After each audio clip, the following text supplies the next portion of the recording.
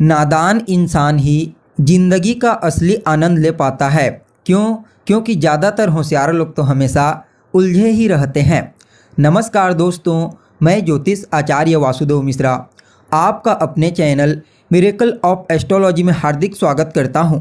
दोस्तों, आज का यह ज्योतिष का कार्यक्रम आप लोगों के लिए यानी कि तुला राशि वालों के लिए बेहद ही ज़्यादा खास और विशेष कार्यक्रम साबित होने वाला है।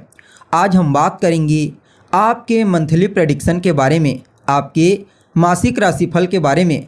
जी हाँ, आप लोगों के लिए मार्च का महीना, साल 2024 का तीसरा महीना कैसा रहेगा। इस महीने आपके जीवन में नवग्रहों की गोचरीय स्थिति का प्रभाव किस प्रकार से पड़ने वाला है। जी हाँ, सूर्य से लेकर के केतु पर्यंत सभी के सभी नवग्रह इस मार्च के महीने में आपके जीवन में कौन कौन से बड़े परिवर्तन कर सकते हैं, किन किन क्षेत्रों में आपको विशेष तौर पर सफलता की प्राप्ति होगी, वहीं कौन कौन सी सावधानी आपको बरतने की आवश्यकता पड़ेगी। इसके अलावा इस महीने आपकी सेहत कैसी रहेगी, आपकी शिक्षा, आपकी लव लाइफ, आपका पारिवारिक जीवन, दाम्पत्य जीवन और कहीं ना कहीं आपका भाग्य, करियर, बिजनेस, व्यापार और फाइनेंस के दृष्टिकोण से यह मार्च का महीना किस प्रकार से आपके लिए गुजरने वाला है। साथ ही साथ इस मार्च महीने के प्रभाव को अपने लिए और ज़्यादा अनुकूल और अच्छा परिणाम देने वाला बनाने के लिए कौन सा उपाय आपको करना चाहिए, इन तमाम प्रकार के प्रश्नों के उत्तर आज के इस ज्योतिष के कार्यक्रम में आपको बताएंगे। इसलिए कार्यक्रम को बिना मिस किए अंत तक देखने का प्रयास कीजिए। अगर आप भी एक तुला राशि के जातक हैं तो यह आपकी जिम्मेदारी बनती है। और अगर आप अपनी जन्म कुंडली पर हमसे परामर्श लेना चाहते हैं तो वीडियो में और डिस्क्रिप्शन बॉक्स में आपको हमारा व्हाट्सअप नंबर मिल जाएगा, जहां से आप व्हाट्सअप करके अपनी जन्म कुंडली का विस्तार पूर्वक विश्लेषण करवा सकते हैं। तो दोस्तों, जब मार्च का महीना प्रारंभ हुआ तो आपके लिए यानी कि तुला राशि के लिए नवग्रहों की स्थिति कुछ इस प्रकार से रही।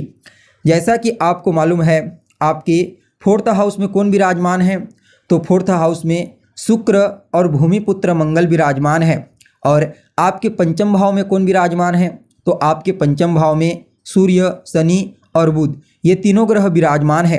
जबकि आपके छठे भाव में राहु गोचर कर रहे हैं, सप्तम भाव में देवगुरु बृहस्पति गोचर कर रहे हैं, जबकि आपके 12वें भाव में यानी कि आपके व्यय भाव में केतु गोचर कर रहे हैं। और चंद्रमा हर सवा 2 दिन में अपना राशि परिवर्तन कर लेते हैं, यह तो आप जानते ही हैं। तो इस प्रकार से इस महीने आपके लिए ग्रहों की स्थिति रहेगी। अब इन्हीं के आधार पर हर चीज़ को आपको समझना है। तो सबसे पहले आपकी हेल्थ के बारे में बात करते हैं। तो आपकी राशि के स्वामी कौन होते हैं, तो आपको मालूम होना चाहिए कि आपकी राशि के स्वामी दैत्य गुरु शुक्र होते हैं। अभी वर्तमान समय में आपके कुंडली के चतुर्थ भाव में मंगल के साथ युति बना करके गोचर कर रहे हैं।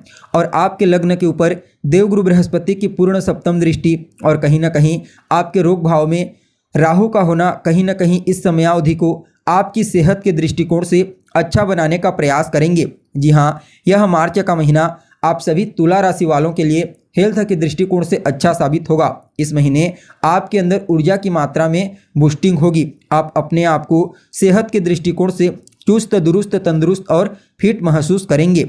लेकिन फिर भी आपको अपने खान पान का ख्याल रखने की आवश्यकता है। अगर आपकी शिक्षा के बारे में बात की जाए तो पंचम भाव होता है आपकी शिक्षा का, और पंचम भाव के मालिक कौन बनते हैं, तो पंचम भाव के मालिक शनिदेव बनते हैं। अभी वर्तमान समय में पंचम भाव में ही बलवान अवस्था में गोचर कर रहे हैं। साथ ही साथ पंचम भाव में सूर्य और बुध भी शनि के साथ युति बना करके गोचर कर रहे हैं। तो ऐसे में और देखा जाए तो पंचम भाव का कारक गुरु सप्तम भाव में अपने मित्र के घर में है, जिसके घर में है उसका स्वामी मंगल उच्च का है। तो विद्यार्थियों के लिए भी इस मार्च के महीने को अत्यंत ही श्रेष्ठ कहा जा सकता है। जी हाँ, अगर आप एक विद्यार्थी हैं, चाहे किसी भी फील्ड के विद्यार्थी क्यों ना हो, समझ जाइए मंगल, गुरु, सूर्य, शनि और बुध, इन 5 ग्रहों की कृपा से इस मार्च के महीने में आपको अपने शिक्षा के क्षेत्र में विशेष लाभ की प्राप्ति होगी। अगर इस महीने आपका कोई कंपटीशन एग्जाम है, कोई प्रतियोगी परीक्षा है, तो समझ जाइए उस एग्जाम को आप क्रैक कर पाने में सक्षम होंगे, यानी कि कामयाब होंगे।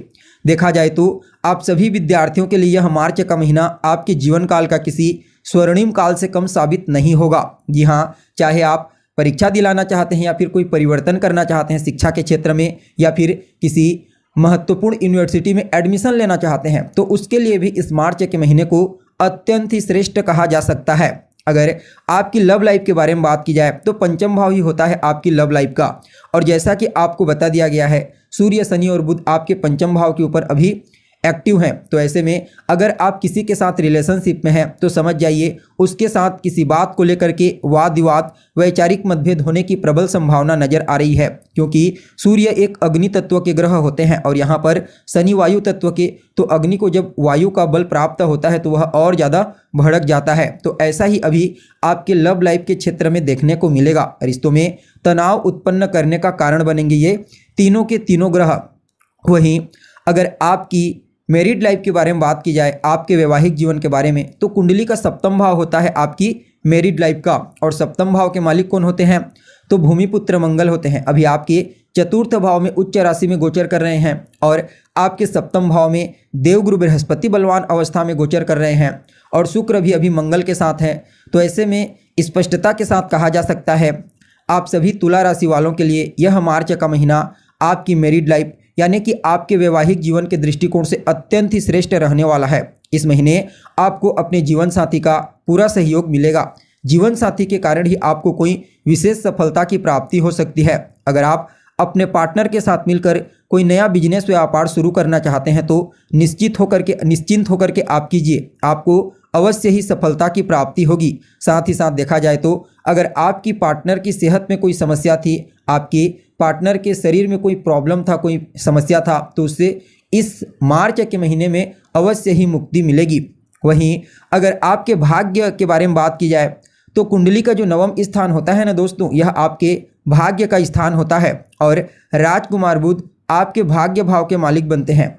वर्तमान समय में आपके पंचम भाव में शनि सूर्य के साथ युति बना करके गोचर कर रहे हैं, यानी कि बलवान अवस्था में, लेकिन 7 मार्च को राशि परिवर्तन करके छठे भाव में चले जाएंगे, अपनी नीच राशि में गोचर करेंगे, ऊपर से राहु के साथ युति बना करके जड़त्व नाम का दुर्योग का निर्माण करेंगे। फलतः भाग्य के दृष्टिकोण से 7 मार्च तक का समय आपके लिए बढ़िया है। 7 मार्च के पश्चात भाग्य का लाभ प्राप्त करने के लिए आपको थोड़ा ज़्यादा ही मेहनत करने की आवश्यकता होगी, थोड़ा ज़्यादा ही पुरुषार्थ और साहस करने की आवश्यकता होगी, तभी जाकर के आपको भाग्य का साथ कुछ हद तक देखने को मिलेगा, लेकिन एकदम पूरा देखने को नहीं मिलेगा। और जब बुध आपकी छठे भाव में नीच राशि में गोचर करेंगे तो कहीं ना कहीं यह आपके लिए शत्रु उत्पन्न करने वाला समय कहा जा सकता है। इस समयावधि में आपको विशेष रूप से हर चीज़ को अच्छे से विश्लेषण करके ही फैसला लेना चाहिए अगर आप कोई डिसीजन लेते हैं तो। वहीं अगर आपके बिजनेस व्यापार के बारे में बात की जाए तो देखिए कुंडली का जो सप्तम भाव होता है यह आपके बिजनेस व्यापार का होता है और सप्तम भाव के स्वामी मंगल उच्च के हैं और व्यापार के कारक बुध भी अभी पंचम भाव में है, शुक्र भी चतुर्थ भाव में मंगल के साथ युति बना करके गोचर कर रहे हैं। तो नो डाउट जितने भी तुला राशि के व्यापारी हैं उन लोगों के लिए इस मार्च के महीने को अत्यंत ही श्रेष्ठ कहा जा सकता है। जी हाँ, आप किसी भी प्रकार से कोई भी बिजनेस करते हैं, समझ जाइए इस मार्च के महीने में आपको शुक्र, मंगल, बुध और गुरु इन 4 ग्रहों की कृपा से विशेष सफलता की प्राप्ति होगी। विशेष रूप से धन की प्राप्ति आपको इस मार्च के महीने में देखने को मिलेगी। यानी कि आपके लिए कहा जा सकता है कि अगर आप एक व्यापारी हैं तो यह मार्च का महीना आपको बड़ी मात्रा में धन प्रदायक साबित होगा। अगर आपके करियर के बारे में बात की जाए तो दसम भाव होता है आपके करियर का और चंद्रमा बनते हैं आपके करियर के स्वामी। वर्तमान समय में देखा जाए तो चंद्रमा हर 2.25 दिन में राशि परिवर्तन कर लेते हैं, इसलिए पूरे महीने यह 12 राशियों में भ्रमण कर लेंगे। तो जब जब गुरु, मंगल, सूर्य और कहीं ना कहीं बुध के साथ संबंध बनाएंगे तो यह आपको श्रेष्ठ परिणाम देंगे आपके करियर के मामले में। लेकिन शनि, राहु, केतु इन ग्रहों के इन्फ्लुएंस में जब चंद्रमा आएंगे तो आपको श्रेष्ठ परिणाम नहीं दे पाएंगे, इसका भी आपको विशेष रूप से ख्याल रखना है। यानी कि कहा जा सकता है कि मध्यम आपका करियर रहने वाला है इस मार्च के महीने में। यानी कि न तो एकदम कोई बहुत बड़ा ऊंचाई आपको प्राप्त होगी और न ही एकदम आप कमजोर अपने आप को महसूस करोगे। सामान्य तरीके से कार्य क्षेत्र, करियर में आपको लाभ मिलता हुआ नजर आ रहा है। यानी कि कुल मिलाकर के देखा जाए तो आप सभी तुला राशि वालों के लिए समय मार्च का महीना बहुत ही बढ़िया रहने वाला है, खास करके दाम्पत्य जीवन, वैवाहिक जीवन और व्यापार के दृष्टिकोण से। बाकी अन्य क्षेत्रों में मध्यम फल आपको प्राप्त होगा। फिर भी इस समय को और अनुकूल बनाने के लिए रोजाना आदित्य हृदय स्तोत्र का पाठ कीजिए, दशरथ कृत शनि स्तोत्र का पाठ कीजिए, साथ ही साथ मंगलवार के दिन हनुमान जी के मंदिर में जाइए, उनका दर्शन कीजिए और वहीं पर बैठ कर के हनुमान चालीसा का पाठ करें। और बुधवार के दिन गणेश जी के मंदिर में जा कर के दुर्वा अर्पित कीजिए, आपके लिए फ़ायदेमंद साबित होगा। तो दोस्तों, कैसी लगी आपको जानकारी? उम्मीद है अच्छी लगी होगी। फिर मिलेंगे एक नए और ताज़ा एपिसोड में, तब तक के लिए आप हमें इजाज़त दीजिए। नमस्कार।